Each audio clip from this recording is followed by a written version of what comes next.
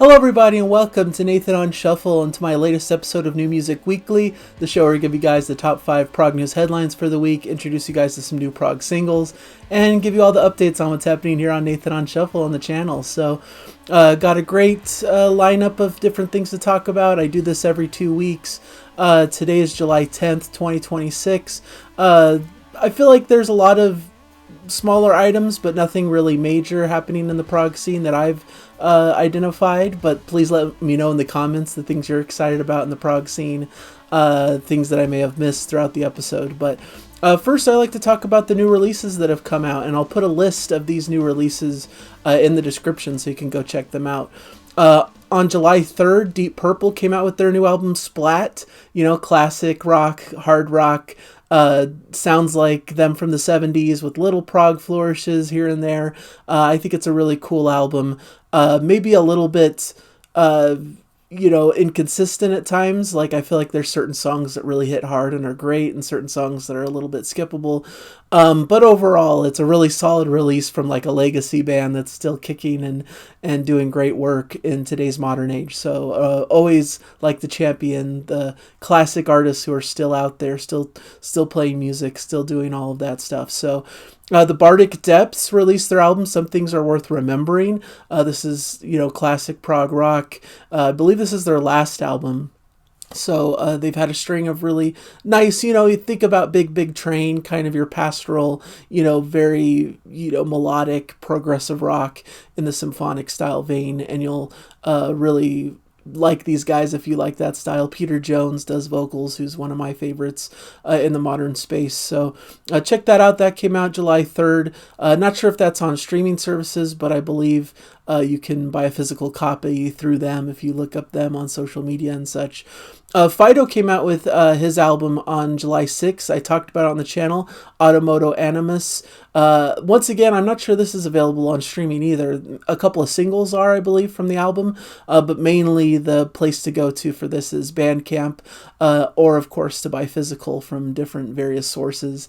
I believe I bought mine from Bandwagon USA. I have the vinyl, the blue vinyl, that just arrived few days ago, but I believe it's also available on Laser CD and all those kinds of sources. At least, those are relevant to me here in the US, but I'm sure there's European sources as well. The Rolling Stones came out the new album today, July 10th, Foreign Tongues, classic rock, them once again continuing forward, one of the longest running rock bands, I'd say, at this point. Haven't had a chance to listen. I'm not a huge Rolling Stones guy, but I thought it was notable enough to mention it here. And If These Trees Could Talk came out today as well, July 10th. Hidden Hand is the name of the album. Post-rock, if you like that more instrumental, expansive kind of sound, that could be for you as well. So those are some notable releases that I've been alerted about. I know there's certainly several more that I'm not mentioning here. These are just the highlights, the ones that kind of stick out, that are the most buzzy and newsworthy in my opinion. So there you go. The biggest news on my list today is about Asia announcing their new studio album Indigo and releasing their first single. Indigo is going to be released on November 6, 2026 via Frontiers Music. And the new single is called The Traveler Into the Light.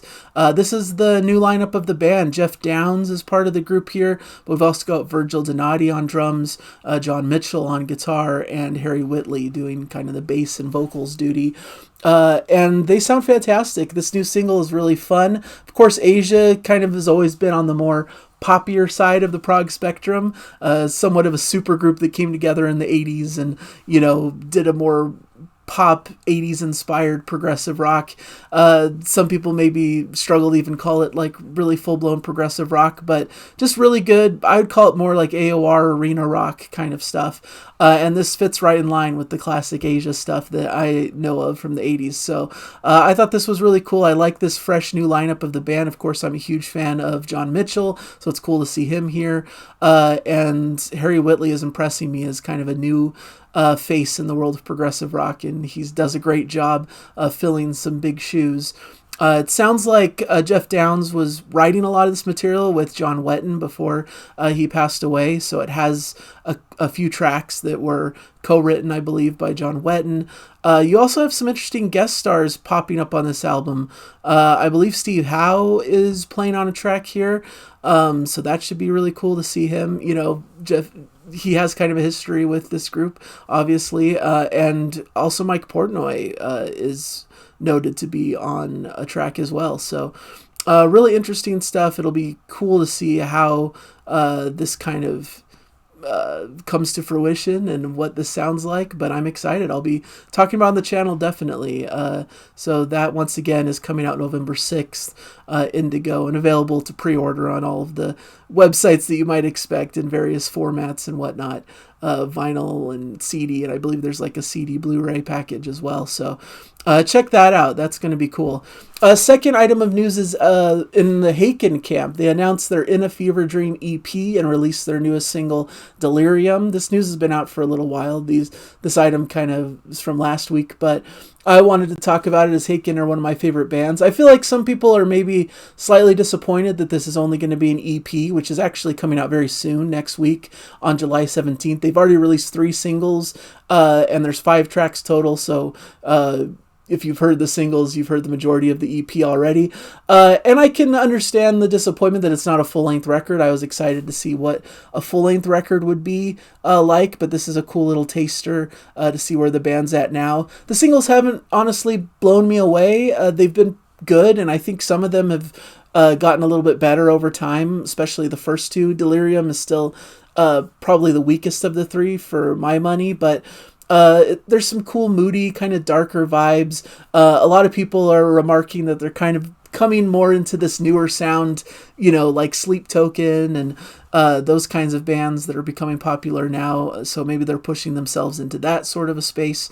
But the EP is available for pre-order on CD, Deep Blood Red LP in Europe, Lotus White LP in the US, and a very limited clear LP edition available only from the band's store. So that can be pre-ordered, and I pre-ordered mine. Even though I'm not blown away by the singles, I'm kind of a completionist when it comes to HAKEN and their physical media, so I'll definitely be picking this one up, and I'm sure I'll be talking about it on the channel when I'm able to hear the EP in full. You know, maybe that'll change my opinions, but for now I think it's, you know, pleasant and interesting, but maybe not going to be considered like in the pantheon of some of their best material. But I'm excited to continue following the band and see what they do from here on out. You know, always exciting to follow HAKEN. I think they're one of the most interesting, exciting prog metal bands in the scene still. We've also got news here about the Mars Volta releasing a new live album, Lucro, Sucio, Unfinished Business, following the recent announcement of their upcoming North American fall tour dates. They've officially announced the next phase of their Cryptic Interactive campaign, which is this brand new live album. The first single is available, called Cue the Sun, Alba del Orate, available on all streaming platforms. This is their first official live release since 2005 Scab Dates. So exciting for fans of the band. I honestly am not a huge fan of the most recent Mars Volta material. I really loved their first like 4 albums. I think those are like particularly amazing, and these latest ones just haven't really clicked with me. So I believe this album in particular is kind of focused around their previous, like most recent album, which is a little bit more lightweight, a little bit more ambient and kind of atmospheric. Not quite my thing, but people really dug it. You know, people who like that kind of music were pretty excited about it. So pre-orders are live for that album, available on a special edition CD digipack or a limited edition 2LP vinyl, set to be released on October 16th, as well as a launch on all major streaming platforms as a digital album enhanced with Dolby Atmos, spatial audio on September 4th. So looks like the digital release is coming a bit sooner than the physical release, which seems to be a thing happening a lot with a lot of different releases. So, and there's some US tour dates if you're interested in the US in September for the Mars Volta, starting in Ventura, California on September the 8th. all the way till Louisville, Kentucky on 20th of September. So another band that I have some passing interest in is King Gizzard and the Lizard Wizard. They've announced a new EDM record called Alien Metal that's going to be coming out.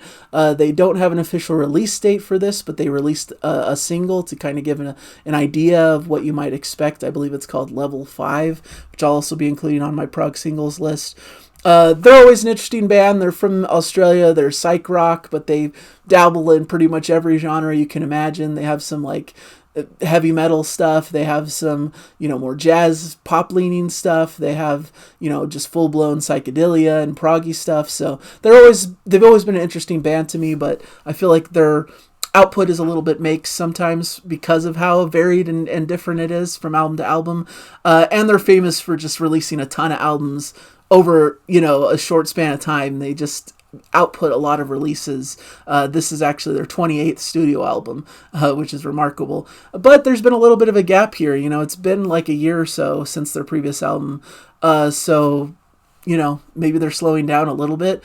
But I just thought it was interesting that they're releasing a new record, and it seems like it's very electronic dance music, EDM style, which isn't necessarily like my favorite thing in the world. They did an album kind of along these lines called The Silver Chord.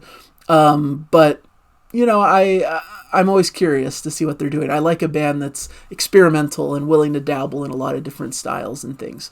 All right, I got a lot of like little quick hits here that I'm going to go through a little bit quicker. Peter Gabriel has a new single, the groove-laden I Belong to the Sky.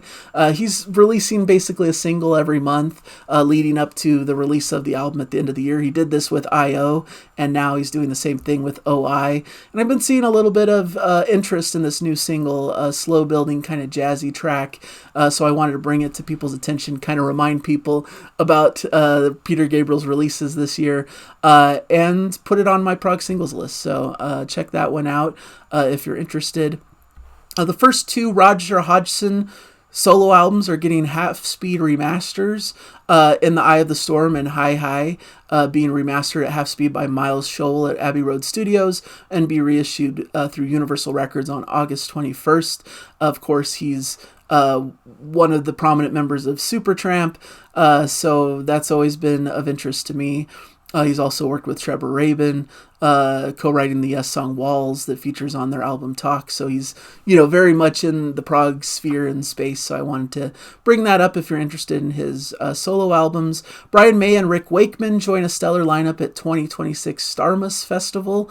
This seems to be a festival that brings together Nobel laureates, legendary astronauts, pioneering scientists, technology leaders, and world-renowned artists. So that's really cool. Joining May on stage will be Italian tenor Andrea Bocelli, with whom he's performed a version of Queen's Who Wants to Live Forever in Tuscany in 2024, plus soprano Sarah Brightman, the Las Palmas Symphony Orchestra, and the Starmus All-Star Band. So should be cool celebration, and interesting to see some notable musicians there who are related to the prog space. Speaking of Rick Wakeman, Rick and Oliver Wakeman are reuniting for UK live dates this Christmas. A little bit of a tour for some Christmas shows. Father and son here. It should be really cool. The pair will be joined by singer Molly Marriott, daughter of the late Small Faces frontman Steve Marriott. So that should be cool. Rick Wakeman's doing his own Wizard of Prog Ultimate Highlights concert tour featuring his English rock ensemble in February and March in 2027. So this is kind of a little bit of a mini tour throughout December with his son coming up in the UK. Also, Saga returning to the UK for the first time in 20 years. Canadian prog rockers playing at Shepherd's Bush Empire on Friday, September 10th, 2027, as part of their 1977 to 2027 Generations Tour, celebrating 50th anniversary of the band. So the current lineup of Saga is longstanding frontman Michael Sadler, of course, guitarist Ian Crichton, and keyboardist Jim Gilmore, joined by drummer Mike Thorne and bassist Mike Borkorski. So that should be really cool if you're into them and in that area. Pure Reason Revolution are also announcing a run of UK tour dates in November that they're doing with Kairos as support, which is really cool. They're also going to have a new studio album soon called Terrifying Angels. They haven't announced the release date yet, but I'm guessing that'll be announced pretty soon. I believe it's coming out via Inside Out Records, so that'll be a cool new album to release. to look forward to. And I wanted to mention some of the first new music from Happy the Man in 20 years came out in the 4th of July, an American Suite. So I'm putting that in the Prog singles list as well. Happy the Man are a US, kind of classic prog band, and I like their releases. They're self-titled, and Crafty Hands, I believe, are two of their like prominent records from the 70s. So wanted to put that in the singles list and mention it here. So those are the items that I have for you guys today. Kind of a smattering of different things. I talked about the prog singles throughout the show, so check those out. I have a YouTube playlist linked in the description that lists out all of these songs, so you can listen to them on YouTube if you so choose. And as for the channel itself, I've been really excited this week. I did my June roundup of album releases, which I think people really enjoyed. My favorite albums, really my top 5 favorite albums from June, plus a smattering of honorable mentions and things. Plus, I launched my new series of my favorite prog albums. Well, my favorite albums of all time. They happen to mostly be prog, but I just wanted to just full stop do my 40 favorite albums. I'm doing 10 albums per show throughout the Mondays in July, so there'll be another episode this upcoming Monday for the next set of albums. And it's just my chance to share with you my taste and the things that I love. And behind me on the wall is kind of a clue to the choices that I've done so far on the countdown. So if you want to check that out, I would really appreciate it. It's just a piece of myself, my personal history with some of my favorite albums of all time, and leaning, of course, towards more modern prog as my sensibilities are. So hopefully that brings more attention and light to modern artists who are still out there making music. That's really my plan and what I like to do with this channel. So thank you guys for joining me. I think that's all that I have for now. Like I said, I'm continuing that series throughout the month of July, so check out the channel for my favorite albums as they come out, and maybe a smattering of reviews depending on what's released and what's coming out. I'm considering combining July and August into one roundup episode, so expect that at the end of August or early September. So that's what you can expect from the channel for the summer here. So thank you guys for joining me. Of course, there will be new Music Weekly episodes every 2 weeks as well. Thank you guys again, and hopefully I'll catch you in a future episode. Bye. Enjoy the music, everybody.